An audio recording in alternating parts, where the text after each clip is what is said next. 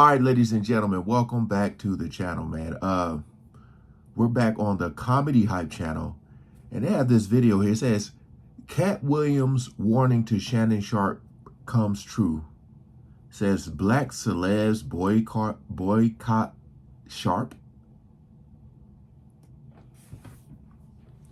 I don't know about that. Guess we got to see. Appreciate all the love and support. I'll leave the link to their channel in the description so you guys can check out more and even subscribe. We ain't gonna waste no more time. Let's jump right into it. For Comedy Hype News, I'm John Abba. As a Black reporter, am I not allowed to interview Black guests who share their experiences with other Black talents or even criticize Black talent? Are we wrong for the job for sharing the story despite our counterparts like CNN, MSNBC, who understand the position of being a platform?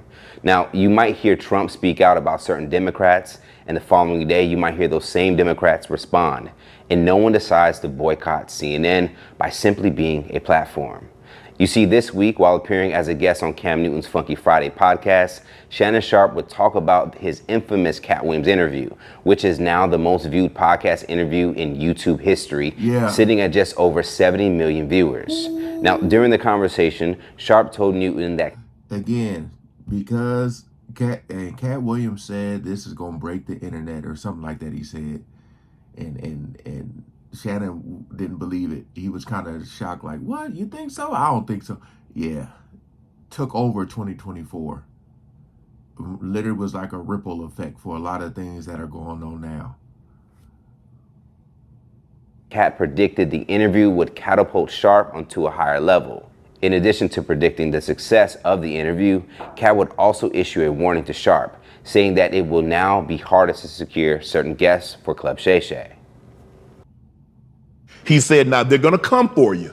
I said, can't come for me for what? I didn't say anything. Right. He said, they're going to come and they're going to say a lot of different things. And they're going to be some people that you thought you might be able to get that they're not going to come now. That's absolutely has happened. They were so excited. Thanks for reaching out. We can't wait to sit down. A day later, they can't do it. And then no call. They won't follow. So for the song. Dang. Sharpe said he understood what comes with getting an interview of that magnitude, but he did not expect all the negativity. I guess, you know, the whole thing about Katt exposing the truth, and a lot of people were probably tied into that truth he was talking about, you know, so, hey, he called it. He called it. Katt a real one. You got to weed all the fake ones out of there. So, hey. Shannon thought people were rocking with him, and I guess not. I guess not. That was attached. Sharpe will go on to mention that some of his industry peers that he was cordial with also took shots at him publicly due to the success of the interview. Okay, let's go back to the interview. If you remember, Steve Harvey, who was roasted by Katt Williams in the Shannon Sharpe interview, and D.L. Hughley, who was shown respect by Katt in that same interview, were two comedians who publicly shamed Shannon Sharpe for participating in a negative interview. Hughley would even go as far as to call Sharpe Wendy Williams with muscles due to the drama-filled conversation he was beginning to host on his podcast. Sharpe would say if Katt Williams was mic'd up from the moment he stepped out the car until he sat down, the interview would have reached 100 million viewers. Sharpe also revealed that he had been trying to book Katt for an interview for a year before he finally accepted. It wasn't until Sharpe bumped into a woman who later revealed herself to be Katt's new tour manager that he was able to get Katt on his podcast a week later. What Shannon Sharpe is experiencing has... Why do y'all think that is?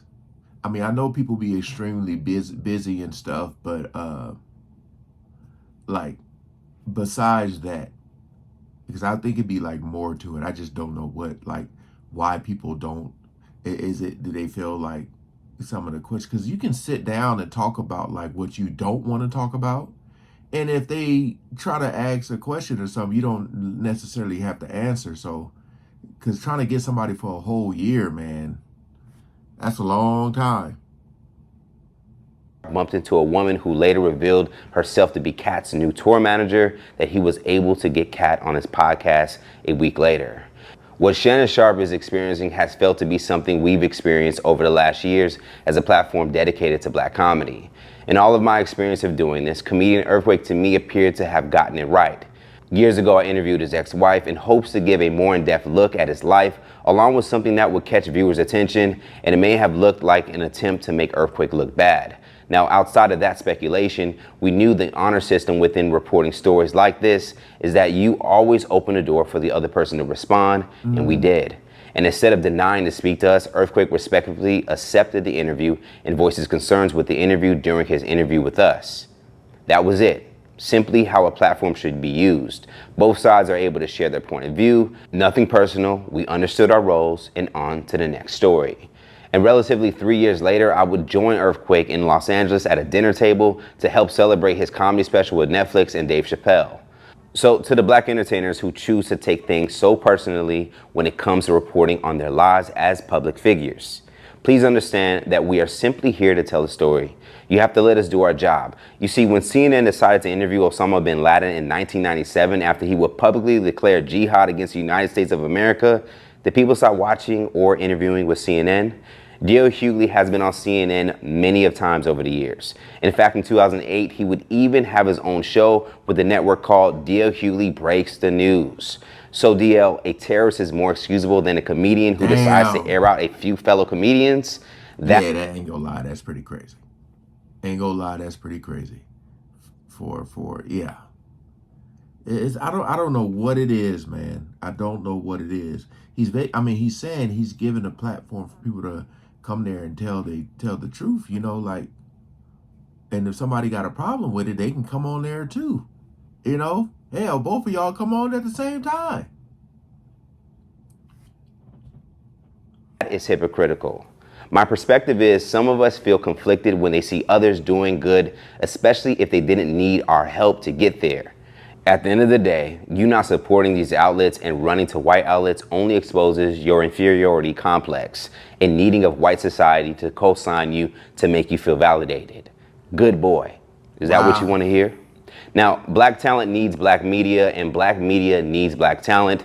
And the more we collaborate with each other, the stronger we can both grow and learn along the way. D.L. Hughley, the door continues to be open for you to come on our platform to share your perspective and even respond to my position. This is how true platforms work. So what do you guys think about Shannon Sharpe's reveal that it's harder to get guests to come on his podcast after his Katt Williams interview? Let's talk about it more in the comments below. Plus, stay up to date for the latest news in comedy by subscribing here to our YouTube channel and follow Comedy Hype across all social media. And plus, check out hypersclub.com for some cool memberships and original content. For Comedy Hype News, I'm John Ava. So, man, that's crazy. Dude getting backlash because of the truth came out. My whole thing is this. Shannon Sharpe may not get the people that he may want to be on the show, but he'll probably still get the people he need to be on there. Because I feel like a lot of people may come on there. Like, I know Ray J was on there, and I seen like a clip. It was so weird. Like, boy, it's like you could tell that he was media trained because he was ducking and dodging questions. I mean, ducking and dodging. But like, Katt Williams said there'll be no D.L. Hughley slander. So he didn't even say nothing about D.L. But like, D.L. Hughley is always on. I know he's been on a few times, been on DJ Vlad's show or podcast or whatever. And I know it was some stuff going on with DJ Vlad, so I don't know. But that CNN clip was pretty crazy. Wow. I don't know, man. It's like, this brother's been grinding to get to I think Shannon Sharpe was just grinding. I don't even think he was trying to like get on top. He was just trying to get into space and, show that he's part of the culture, because he's a football player, Hall of Famer, champion, all that stuff, but he's talking about music, he's talking about comedy, all this stuff, man. So I don't know, man. I just feel like, he does a really good job of letting people talk, has great questions, and I just feel like a lot of people are being hypocritical, Because, like I said, Katt came over there, said what he said, and a lot of people didn't like it, but a lot of people loved it. So that's kind of crazy. That's kind of crazy. Dang. It be your own people, man. It be your own people. All right. Peace out.